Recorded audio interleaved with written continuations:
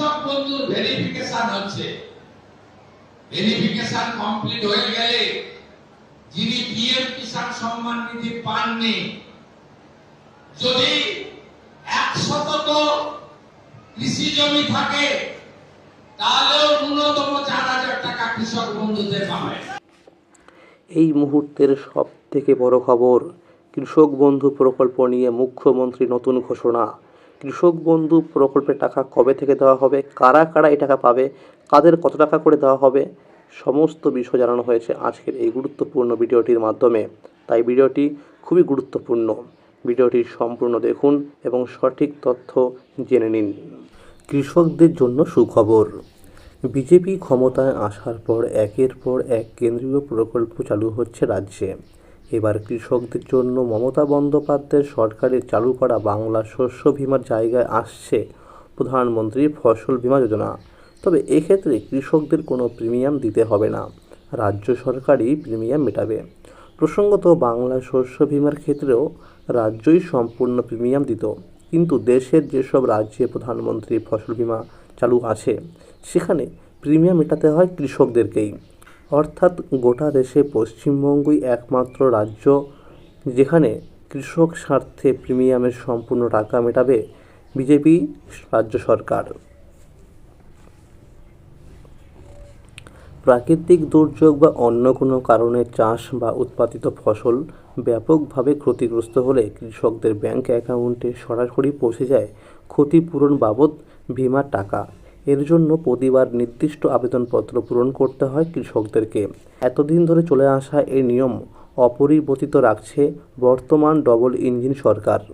রাজ্যের কৃষিমন্ত্রী দুধকুমার মণ্ডল বলেন, আমরা প্রধানমন্ত্রী ফসল বীমা যোজনা চালু করতে চলেছি। শীঘ্রই বীমা সংস্থাগুলির সঙ্গে বৈঠক হবে। তবে একটা বিষয় আমরা ঠিক করে ফেলেছি, কৃষককে কোনো প্রিমিয়াম দিতে হবে না, তাদের হয়ে ওই টাকা দেবে রাজ্য। তো বন্ধুরা, ইতিমধ্যেই কিন্তু প্রধানমন্ত্রী ফসল বীমা যোজনা চালু হয়ে গেছে। অর্থাৎ এখন কিন্তু ধান এবং ভুট্টা চাষের জন্য শুরু হয়েছে। 31শে আগস্ট পর্যন্ত কিন্তু কৃষকরা ফর্ম জমা করতে পারবে। এই বীমার সৌজন্যে ফি বছর ক্ষতির মুখে পড়া লক্ষ লক্ষ কৃষকের অনেকটাই আর্থিক সুরাহা হয়। আগামী মরশুমের জন্য কৃষকরা যাতে দ্রুত বীমার আবেদনপত্র পূরণ করতে পারেন সেই লক্ষ্যে সরকার পদক্ষেপ করবে বলে জানা গিয়েছে। তাই নবান্ন বীমা সংস্থার সঙ্গে চুক্তির প্রক্রিয়া দ্রুত সেরে ফেলতে চাইছে বলে খবর। সমস্ত ফসলের ক্ষেত্রেই কি প্রিমিয়ামে টাকা মেটাবে রাজ্য? এই প্রশ্নে কৃষিমন্ত্রী বলেন, আমাদের লক্ষ্য যত বেশি সম্ভব কৃষককে সাহায্য করা। সে কথা মাথায় রেখেই সিদ্ধান্ত নেওয়া হবে। ধান হোক বা আলু, সব ফসলের জন্যই এই সুবিধা প্রদানের ইচ্ছা আছে আমাদের। কতজন কৃষক উপকৃত হবেন এই প্রকল্পের মাধ্যমে? রাজ্যের এক পদস্থ কর্তার কথায়, একজনও কৃষকের ফসল নষ্ট না হোক সেটাই আমরা চাই। কিন্তু বাস্তবে তো তা হয় না। কোনো বছর 1 লক্ষ, কোনো বছর তারও বেশি কৃষককে বীমার টাকার ক্ষতিপূরণ দিতে হয়। এমনও কয়েক বছর গিয়েছে যে যখন 9 লক্ষ কৃষকের ব্যাংক অ্যাকাউন্টে ঢুকেছে বীমার টাকা। কোনো এলাকায় চাষবাস ক্ষতিগ্রস্ত হলে সরেজমিনে যাচাই করে ক্ষতিপূরণ পাওয়ার বিষয়টি নির্ধারণ করা হয়। এর জন্য স্যাটেলাইট ইমেজের সাহায্য নেওয়া হয়। এর পাশাপাশি যারা কেন্দ্রের আরেকটি প্রকল্প পিএম কিষাণের সুবিধা পাবেন না, তাদের জন্য থাকছে রাজ্যের কৃষক বন্ধু নিউ প্রকল্প। এর মাধ্যমে 1 একরের কম কৃষি জমির মালিক বছরে 4,000 এবং 1 একরের বেশি জমির মালিক বছরে 6,000 টাকা করে পাবেন। শ্রাবণ মাসের দ্বিতীয় সোমবার জল্পেশ্বর মন্দিরে পুজো দেন শুভেন্দু অধিকারী। তারপরে মন্দির সংলগ্ন অনুষ্ঠান মঞ্চ থেকে উত্তরবঙ্গের উন্নয়নের বার্তা দিয়ে বলেন, উত্তরবঙ্গের সার্বিক বিকাশ আমাদের সরকারের অন্যতম অগ্রাধিকার।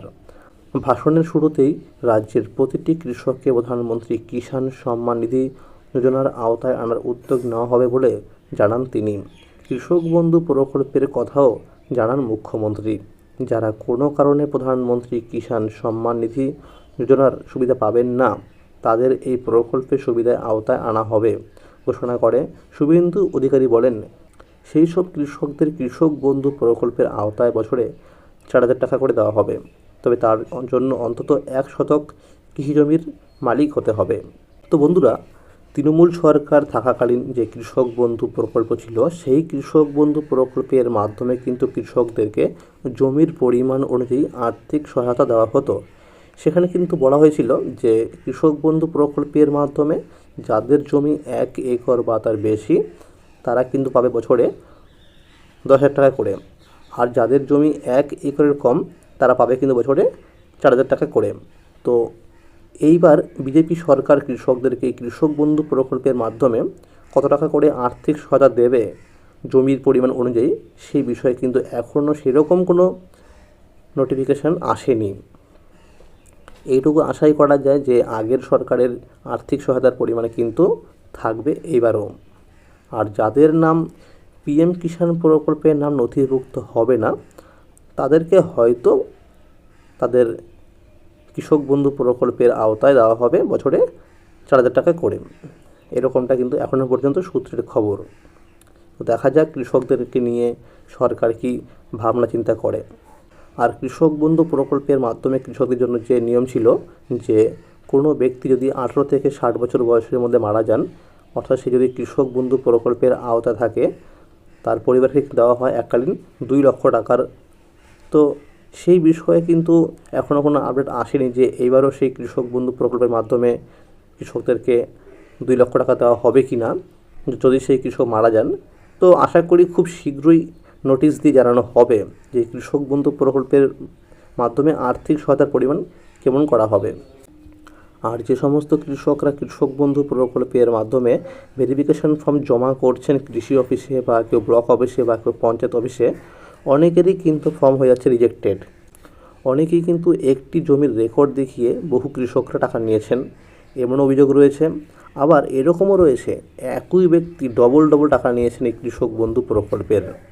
আবার এরকম অনেকেই আছে যারা কৃষক বন্ধু ভেরিফিকেশন ফর্ম জমা করার সময় উপযুক্ত জমির কাগজপত্র দেখাতে পারেনি, অর্থাৎ তাদের জমির কাগজপত্রের সঙ্গে অনেকের ডকুমেন্টসেরও মিল নেই।